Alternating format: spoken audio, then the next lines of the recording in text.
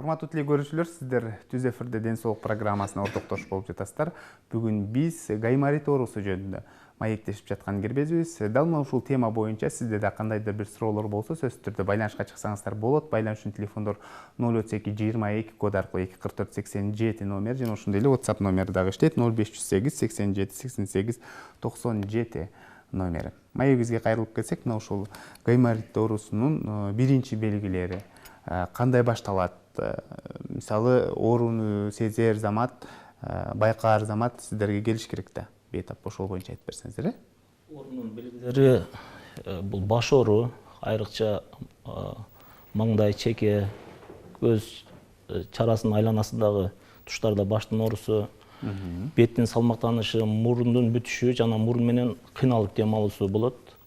Анан мурундан суюктуктун агышы, дене табынын көтөрүлүшү, чарчоо, алсыроо, ушундай сыяктуу белгилер менен келсе болот бизге.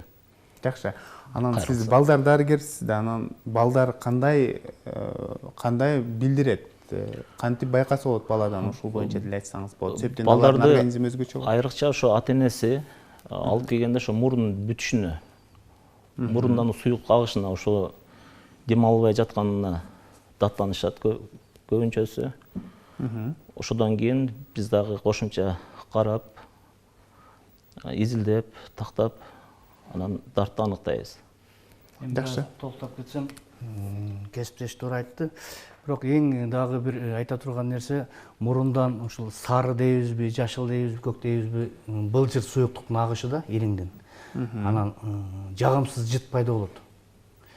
Аны бейтап өзү сезип калат да. Жагымсыз жыт, анан жанагы жыт билүү сезими жоголуп калат бейтаптынчы. Өзү да жыт билбей калат.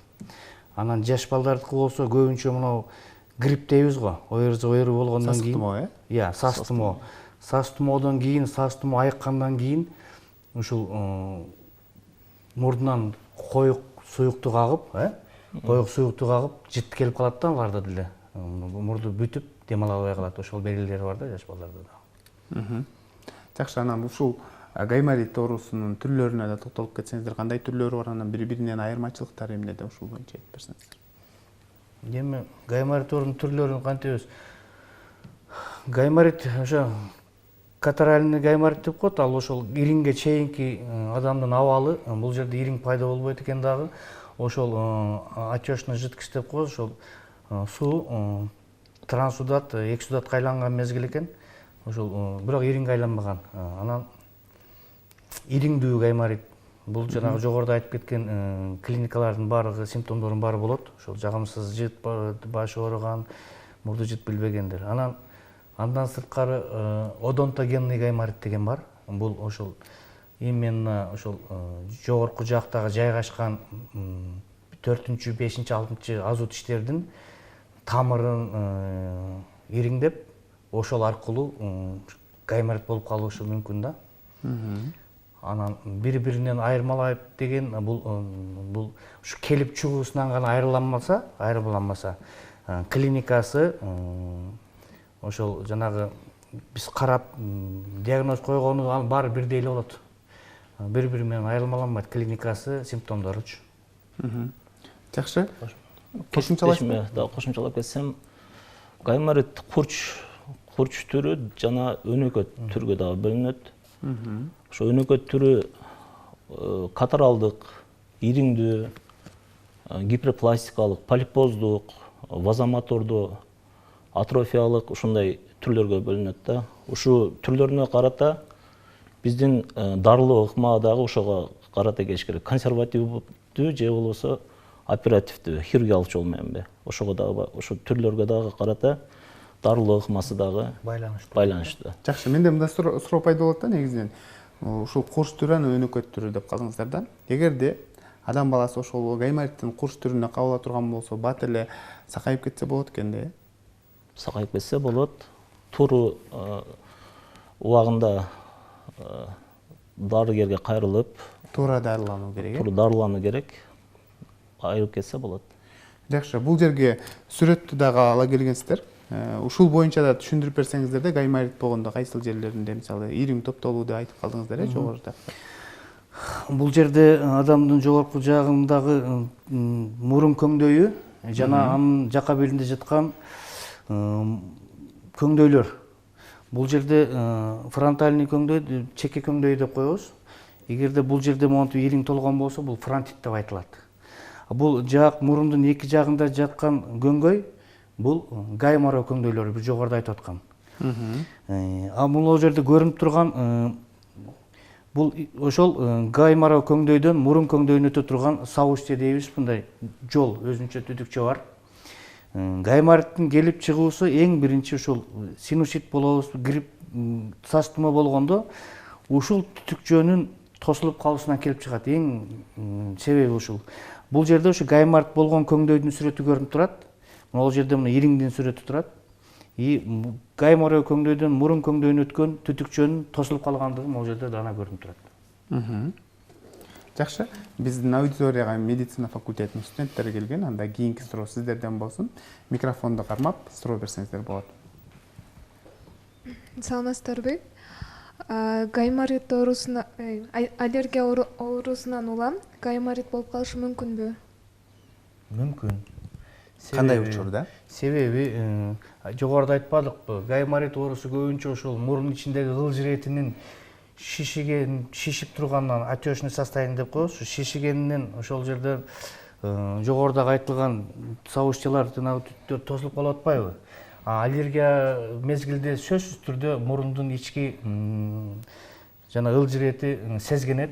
Ал жерде сөзсүз түрдө шишийт, көбөт, мурун жолдорун тосот жана көңдөйлөрдөн мурун көңдөйүнө түшө турган жолдорду сөзсүз тосот.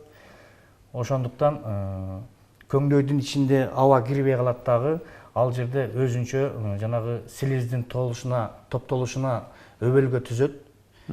Ал отечный жыткыч деп коебуз, биринчи жанагы трансудат, таза суу, ал барып эксудатка айланат. Эксудат деген бул бир аз кирленген деген дейбиз, кандай дейбиз, бир аз туруп калган эме, жыткыч. Анан ал барып туруп инфекция кошулуп кетсе, ал иринге айланып кетет. Сөзсүз болот. Кийинки суроо, айтсаңыздар, негизинен мына ушул гайморит оорусуна мисалы чоңдор көп кабылганын билебиз да. Көп даттанууларды угуп калабыз. Анан жаш балдар арасында дагы көппү? Анан жаш балдар эмне себептен кабылып калат деген да? Өзү негизи бул гайморитке бардык жаштагы, курактагы адамдар кабылат бул ооруга.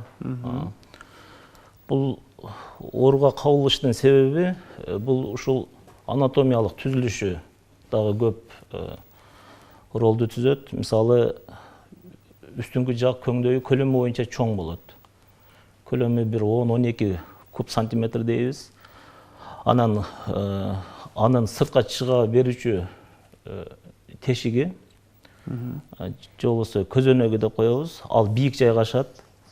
Башка көңдөйлөргө караганда, коштондуу көңдөйлөргө караганда ылдый жайгашканга байланыштуу ушул гайморова үстүңкү жак көңдөйүндө сезгенге көп мындай мүмкүнчүлүктөр болуп калат да.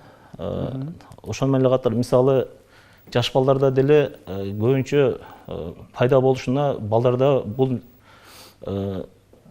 үстүңкү жак көңдөйү өрчүгөн болот. Аларга инфекциянын түшүшү, ошо менен катар мына балдарда мурун көңдөйүндө кан айлануунун көптүгүнөн байланыштуу көбүнчө баягы тумоолордун негизинде шиштер пайда болот дагы, ушундай гаймориттин болушуна шарт түзүлөт. Жакшы, кийинки суроо да сизге келиптир. Саламатсыздарбы? Менин баламдын мурдунан дейт, сасык тумоо болгондо эле жагымсыз жыт келип калат дейт. Анан мурду бүтүп калат дейт. Анан кара туз дейт. Кара тузду сууга аралаштырып дейт, ошону куюп койсом өзүнө келип калат. Биздин бул аракетибиз туурабы? Эмне үчүн ушундай жагымсыз жыт келип калат деген суроо калтырыптыр. Убактылуу эле экен да, анан кайра жоголуп кетет экен да. Кандай кеңеш берет элеңиз? Кара туздун анан кандай пайдасы бар?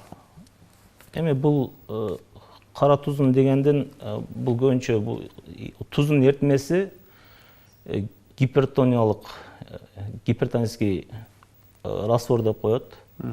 Ал ошону соруп алуу мүмкүнчүлүгү болот да, ишиктерден сууну.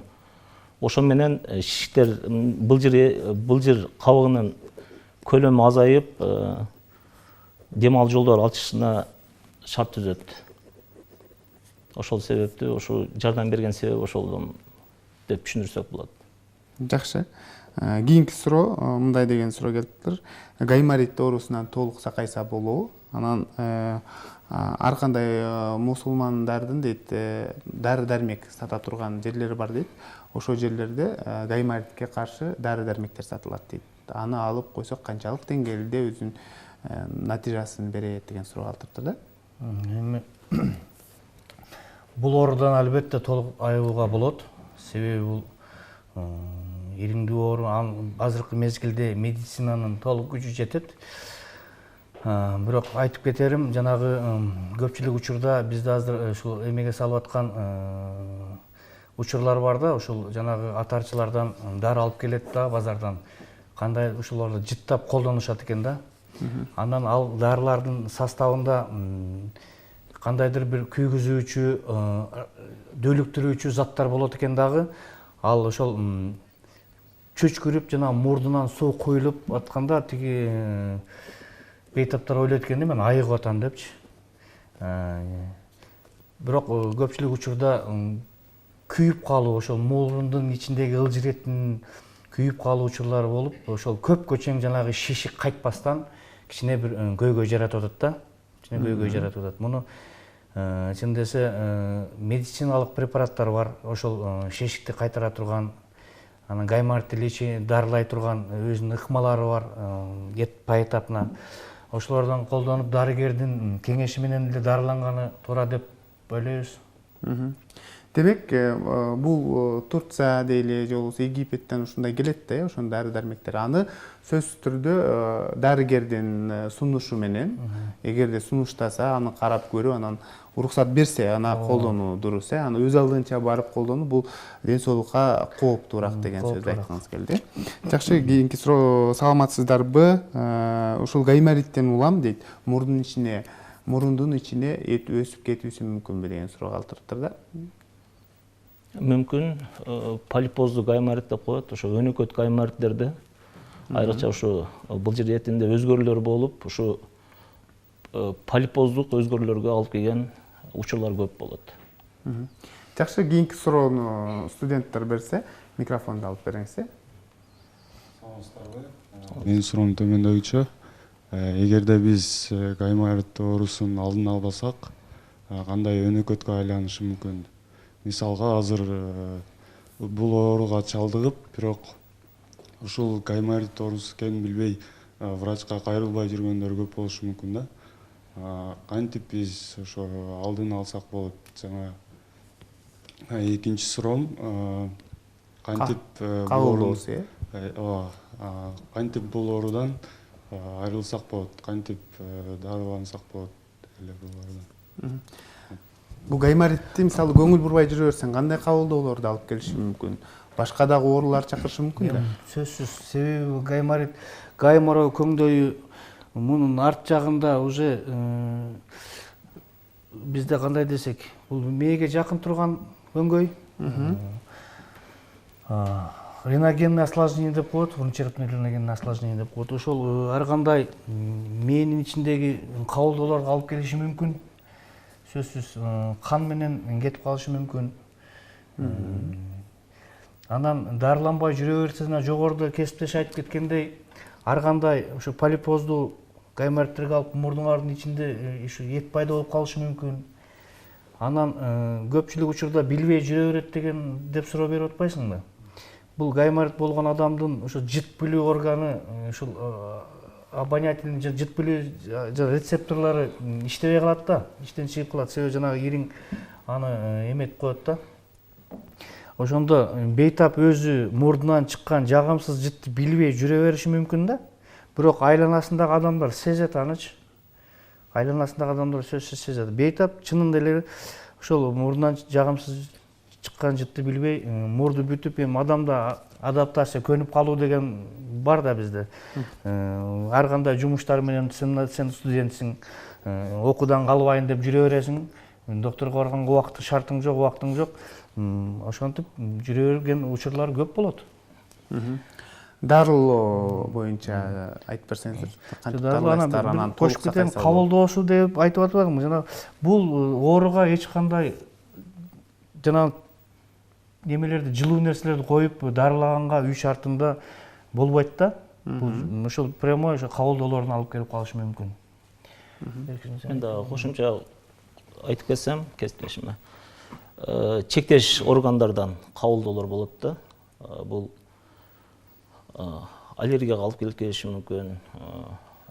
Фарингиттер деп коет, тамактын сезгениши, ларингиттер деп коет, үн байланып коконун сезгениши, атиттер, ички кулактын сезгенишин алып келет, жакын жайгашкан ошол менен эле дагы кесиптешим айтып кеткендей, риногендүү баш сөөктүн ичинде мындай оорчулуктар кетиши мүмкүн. Жана ички органдардан дагы, мисалы бронхиттер болот, бронхиалдык астмага алып келиши мүмкүн, гастриттерге алып келиши мүмкүн. Жана ошо кан тамыр, жүрөк ооруларын дагы ушундай кабылдоолорду алып келе турган оору да бул. Ошо үстүңкү жана астыңкы дем алуу жолдоруна мындай сезгенишине көбүрөөк өбөлгө түзө турган оору. Жакшы. Дарылоо боюнча эмнени айтып бересиздер? Канча убакыт дарыланат? Анан сөзсүз түрдө мисалы операция жолу менен дарылайсыздарбы, же болбосо мындай эле дары дармек менен дагы ордуна келтирсе болобу? Жаш балдарда, чоңдордо айтып берсеңиздер. Эми дарылоо ыкмасы ошол консервативдүү болуп бөлүнөт, жана оперативдүү болуп, хирургиялык жол менен. Консерватив жол бул эми бул антибиотиктерди колдонуу, жана кан тамырды кичиретүүчү дарыларды колдонуу, физиолеченияны колдонуу, жана кошумча мындай колдоно турган нерсе, мисалы бутту ысык сууга салуу, горчичник колдонуу дегендей ушундай ыкмалар бар консервативдүү. Анан хирургиялык жолу бул ошо ириңдүү гаймориттерде ошо патологиялык нерселерди ошо көңдөйдөн чыгарыш үчүн ийне сайдыруу, же болбосо пункция деп коет буну.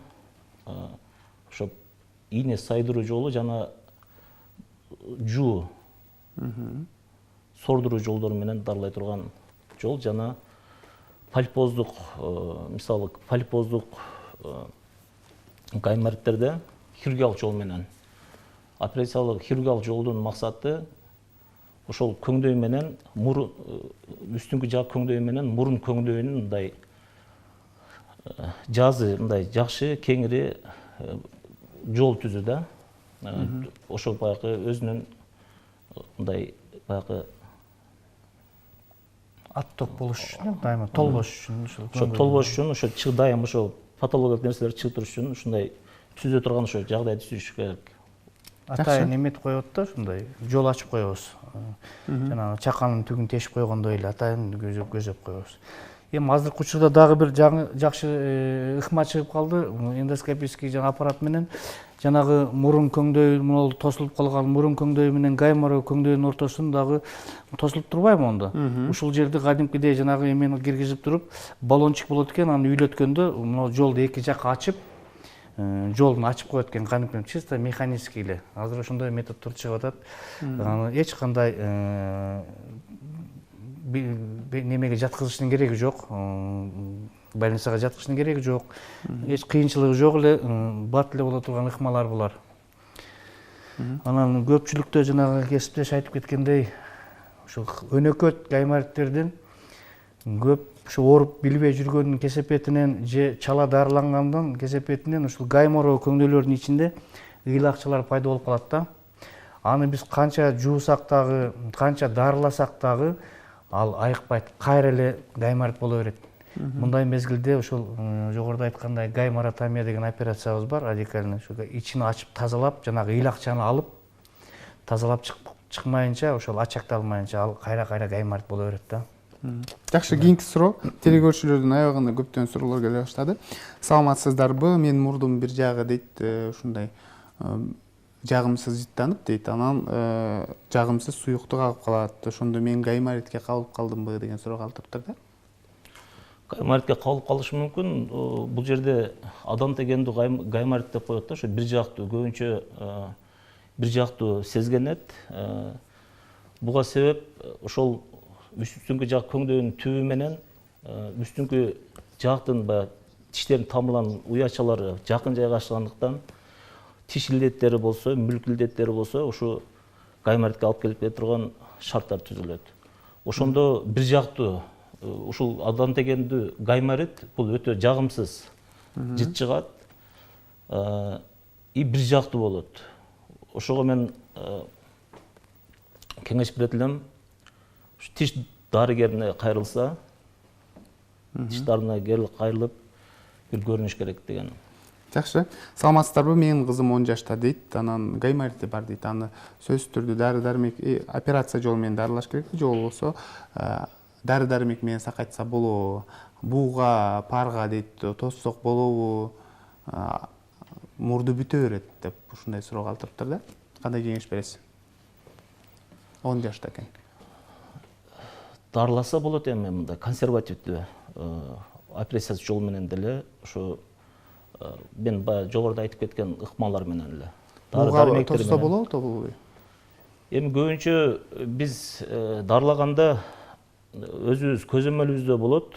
Эгер ириң жакшы чыгып аткан акыбалда болсо, ириңдин чыгышы жакшы болуп аткан болсо, ошондой ысык процедураларды колдонсо болот. Жакшы. Кийинки суроо аудиториядан. Кандай суроо бересиздер? Саламатсыздарбы? Мен башында айтып кетилген өтүшүп кеткен формаларында эт өсүп калат деп айтып кеттиңиздер го. Ошол убакта пазухалардын мурдун өзүндө формасын өзгөртүүсүн алып келеби же ичинде эле эме болуп калабы? Жок, мурдунун сырты эч кандай өзгөрүүгө алып келбейт. Ал процесс бар ичинде, ошо көңдөйдүн ичинде. Эгерде бир гана случай жана шишик болсо, жанагы жаман дарт болсо, ошондон анан сөөктөрдүн бузулушуна алып келет дагы, мурундун сыртын деформацияга, бузулушуна алып келет. Бул оору, бул уже онкологический оору, шишиктерде ушундай болуп калышы мүмкүн. Жакшы, кийинки суроо телекөрүүчүдөн келген. Саламатсыздарбы? Суроома так жооп албай калдым дейт. Ошондо мурунга тузду куйсак болобу дейт. Туздан атайын суюктар жасалып куйсак болобу? Анын зыяны жокпу деген суроо калтырыптыр. Кийинки суроо болсо, менин кызымдын мурду бүтө берет, 2 жылдан бери бүтүп келет, эмне кылсак болот деген суроо калтырган. Ал туздарды колдонгон бул эч кандай зыяны жок. Дарыларга караганда тузду колдонгон бул жакшы нерсе. Жана айтып атпайбы, палка в двух концах деп. Биз канча жанагы сазуда сужующий препараттарды колдонобузбу же жанагы микроб өлтүрө турган, вирус өлтүрө турган дарыларды колдонобузбу, ал барып бир жагына таасирин тийгизип коюшу мүмкүн да. Мурундун ички ылжыретинин структурасын бузуп коюшу мүмкүн. А бул тузда эч кандай зыян жок. Туз деген дайыма не обязательно кара туз. Өзүбүз колдонуп аткан тузду, тамак аш тузун колдонуп деле колдонсо боло берет. Анан жана кызынын мурду бүтүп жүргөн мезгил болсо карасын. Эгерде тиштери кыйшык, аллергиялык атайын спрейлерди сепкенде дейт, ачылып калат дейт. Мурундун андай ушу мурунун ичинде кеңил жерлер болот. 3 кеңил жер. Мына 3 кеңил жер болот. Ушулардын чоңоюп калган абалы болсо, гипертрофия деп коебуз. Ошондо мурун бүтөт. Эгер ушул гипертрофия абалындагы мурундарда кээде жытта чыгып калат. Ал андай бейтаптарды биз рентген кылып көрсөк, гаймора көңдөөлөр таза чыгат да, а мурдунда кээде жыт келип калат. Себеби бул раковиналардын кеңил жерлеринин ичинде тамыр болот. Тамыр бар жерде ал ысык. А мурундан сөзсүз түрдө ылжырет бөлүм чыгып турат. Себеби мурун ичи кургак болбойт да, бул жерде бакаловидный секреторный клеткалар бар. Ошол жерге түшкөн, ошонун бетине түшкөн суюктук ылжырет ар кандай сырттан кирген чаңдарга, вирустарга, бактерияларга аралашат дагы, кээде мурдун тартканда жагымсыз жыт келип кетиши мүмкүн да. Анын баары мурдунан жыт келсе гайморит деп айтыш өзү туура эмес. Аны биз сөзсүз түрдө рентген кылып, аныктап, тактап тургандан кийин гайморит коюшубуз керек да. Анан мурду бүтүп аткан болсо, көпчүлүгүндө дагы мына жогоруда доктор айтып кетти, аденоид деген оору бар бизде. Кичине тилдин артында таңдайда өскөн өсмө болот. Көбүнчө ошол шишип калып, жолдун тосуп калган болсо, анда бейтап өзү көрүнөт. Тиштери кыйшык чыгып, астыңкы жагы алдыга кетип, анан беттери суюлуп, жана адутливое лицо деп коет. Ошондой белгилери болсо, же докторго же мага келсин, диагнозду коюп, аны оперативдик жолдо ыкмада дарылап беребиз. Саламатсыздарбы? Менин мурдумдан дейт, мындай кан сыяктуу кара суюктук агат дейт. Бул учурда да гайморитке калып калышынын белгисиби деген суроо калып. Бул учурда биринчи мурун тосмосунда өзүнчө бир кан тамырлардын чегилүүсү жайгашкан жер бар, зона киселбака деп коет. Көбүнчө ошол жерлер мындай жукарып, эти жукарып, мына бул жер жукарып, кан тамырлардын мындай ачылып, аз-маз канчанча күч келгенде эле ошо канап кетүүсүнөн деле ушундай кансыроо болушу мүмкүн да. Анан бул гайморитке суюктуктун чыгышы ал ириң менен аралашкан. Жашыл, коңур түстө болушу мүмкүн. Ал мурдунан мындай кою кандын чыгышы бул көбүнчө баягы передний сухой ринит, субатрофический ринит деп коет.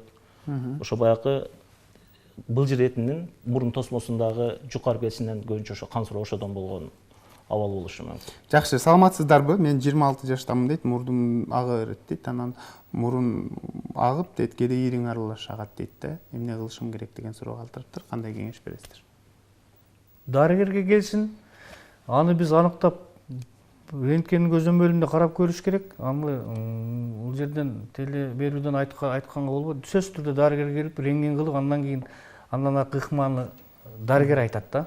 Көйгөй бар үчүн ошол мурду тынбай агып турат да, э? Анан ириң аккан деле бул сөзсүз түрдө көйгөй бар. Ошол жерде бир көйгөй бар да. Гайморит болбосо да башка көйгөй бар. Аны аныкташ керек. Жакшы. Айта кетчү нерсе, мурун көңдөйүнүн түзүлүшү өтө татаал түзүлүштө да. Ооба. Ал жерде ар кандай патологиялык нерселер болушу мүмкүн. Ошо риноскопиялоо жолу, ошо көрүү жолу менен гана дарыгерге келсе кайрылып, ошого карата чара көрүлөт, тарты аныкталат. Жакшы. Кийинки суроону берсеңиздер, кандай суроо бересиздер? Саламатсыздарбы? Менин суроом төмөндөгүчө. Ошол гайморитти 100% сакайткандан кийин кайрадан кайталанышы мүмкүнбү? Анан экинчи суроом, если ата энеси гайморит менен ооруса, баласы дагы ооруп калышы мүмкүн, мындай генетический ооруга кошулган киреби деген. Эми андай тукум куучулукка куйт дегенден алыспыз. Андай эми факторлор жок. Бирок адам толук дарылангандан кийин кайра ооруп калышы толук мүмкүн. Себеби биз тирүү жанбыз. Ачка калабыз, ток калабыз, жуунуп алып көчөгө чыгабыз, жылаң баш жүрөбүз. Кыштын күнү баш кийим кийбейсиңер. Грипп мезгилинде мурун таноосун туура эмес бошотосуңар. Өзүбүздүн личный гигиенаны жакшы карабайт, ошондон кайра эле болуп калабыз. Демек, биз өздүк гигиенага өзгөчө көңүл буруш керек, ошол эле учурда өзүбүздүн ден соолугубузга карашыбыз керек экен бул орун. Сөзсүз түрдө бул боюнча айтып кетпесеңиз болбойт. Гайморит оорусун кантип алдын алсак болот? Башта жылуу кармаш керек, дагы эмне? Алдын алуу бул ушу тумо, сасык тумо оорусу. Сасык тумо ооруларынан оолак болуу керек. Оолак болуш керек. Жалпы денени чындоо,